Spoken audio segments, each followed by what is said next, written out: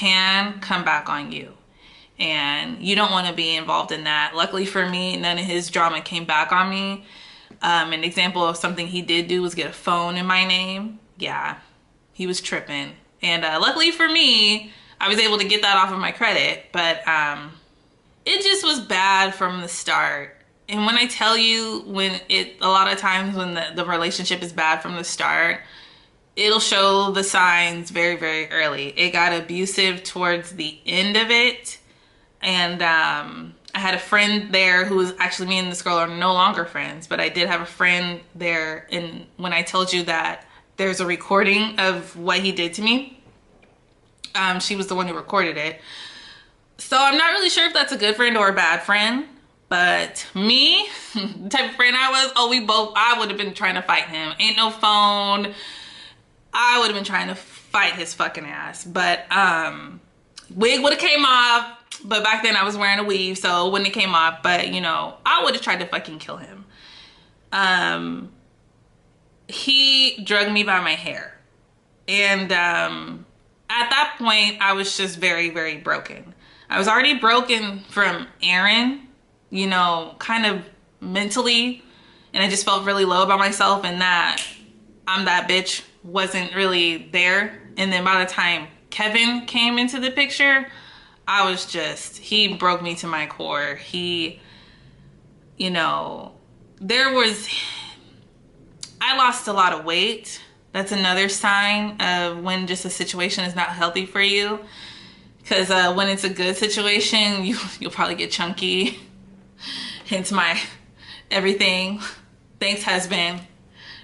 I developed a little bit of anxiety. And that's another thing is, you know, that person, they can make you anxious.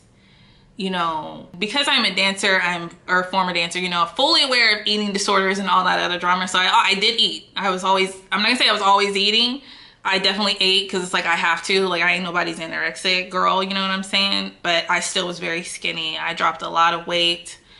And the only fun part about it was all my clothes fit. I could shop at BB and anywhere and things fit. You know, now I'm like, girl, he just, you know, he was just the worst. And anybody that you date that doesn't support your dreams, hinders you from achieving them, you know, talks down on you, belittles you, physically, mentally, or verbally abuses you and hurts you, that is not the person for you. I kid you not. It will not get better. I don't give a fuck.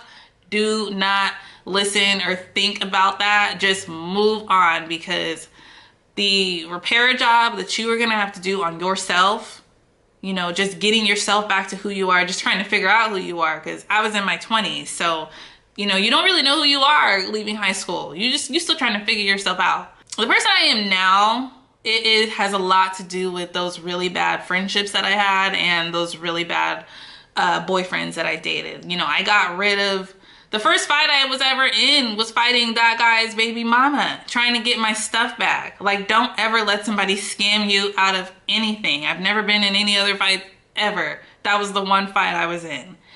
And, you know, they get you out of character. They don't have your best interest at heart. They're extremely freaking selfish. All they care about is their self and what they want. You know, my situation, I don't want to say it was like a Ike and Tina, because it got that bad, but I didn't have, like, my face wasn't beat up or nothing like that. But, you know, when Ike passed away, Tina didn't go to the funeral. To my knowledge, she didn't go. Kevin, he died. I'm gonna be honest with you, I didn't feel anything. I was kind of mad because, you know, he didn't get to pay for the things that he did. Meaning, like, he took a lot of money from people. He was a scammer. And he to my knowledge, from what I heard, is he was getting ready to go to jail. So, you know, it was like, he doesn't get to, like, really, like, feel the type of hurt and pain that he caused on people. Because it means you go to jail, have fun getting out and trying to get a job, and on your record, you're a freaking scam artist. Like, come on now. Or fraud. He committed fraud. That's how he lived his life. Ladies, I kid you not, do not be with somebody like that. That is not, you know, a prize. That is not a testament to how strong you are is putting up with bullshit and dealing with that hard ass life. No, just fuck all that. That shit gives you wrinkles. Nope. I mean, I don't have none, but no. And, you know, if there is a kid in the situation, he needs to handle it, and the baby mama or even baby daddy, they need to show respect for you, because at the end of the day, they're an ex. When you're with someone, you know, your boyfriend or girlfriend, you are number one. Not necessarily over the kid, but you know, exes have no space for where you are now. I mean, luckily now where I'm at, everybody that I dated and everyone that was just so crazy and bad for me led me to my husband.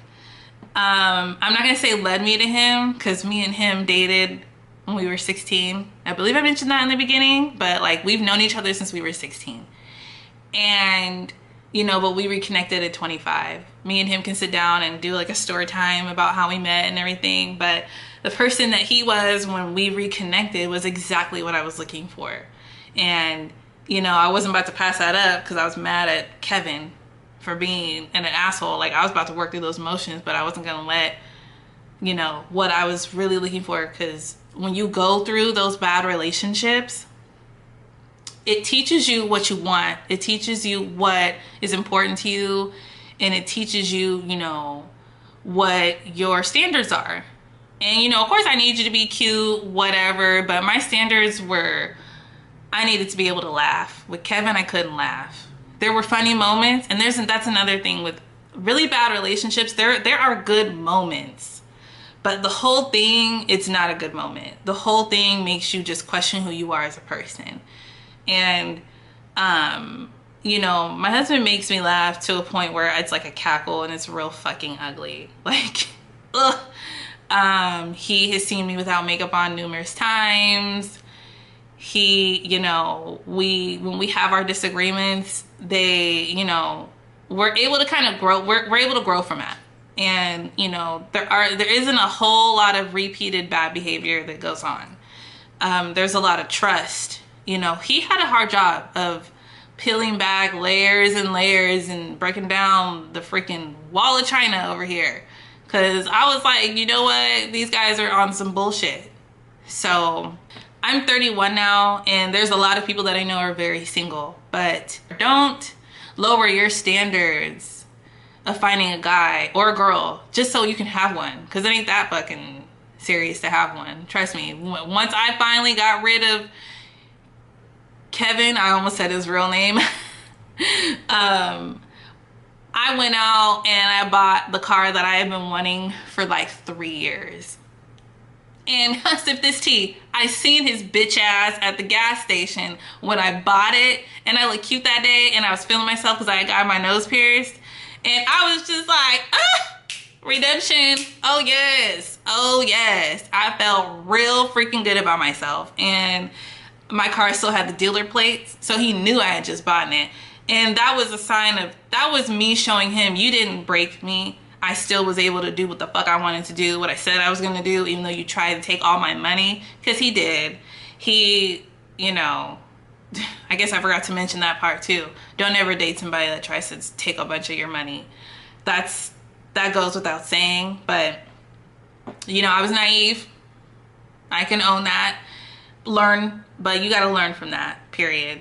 And this video is, again, like the other one, too damn long. So I hope that anybody that watches this can learn from my mistakes. Don't let somebody kill your vibe. You know, maybe there's a little bit of humbling that may need to happen with you, or, you know, more selflessness and maybe not be so selfish or whatever when you're dating someone. But, you know, that person should add to your character, if not bring out more fun in you, and, you know, allow you to really be yourself. And if you're not being yourself, it should be a problem for them. So, you know, don't date an Aaron or a Kevin. Don't let them talk to you stupid, period. And if they really love you and care about you, they shouldn't want to. And if they ever slip up and do, because nobody's perfect, they'll apologize. But yeah, so that's toxic relationships, dating. And the next one is going to be about family. I can't wait to talk about that because people really think that family is exempt from not exhibiting really bad behavior, but sometimes they're the worst ones. And sometimes they may be the ones that can be the start to you having bad friendships or even bad relationships. So family will be next. And thank you for watching and or listening. And I will see you in the next one. So high, we can Tom Cruise all through the sky. You're my Top Gun, yes you a fly, and I am too. I could be your guy, yeah, you're Top Gun. You're so high.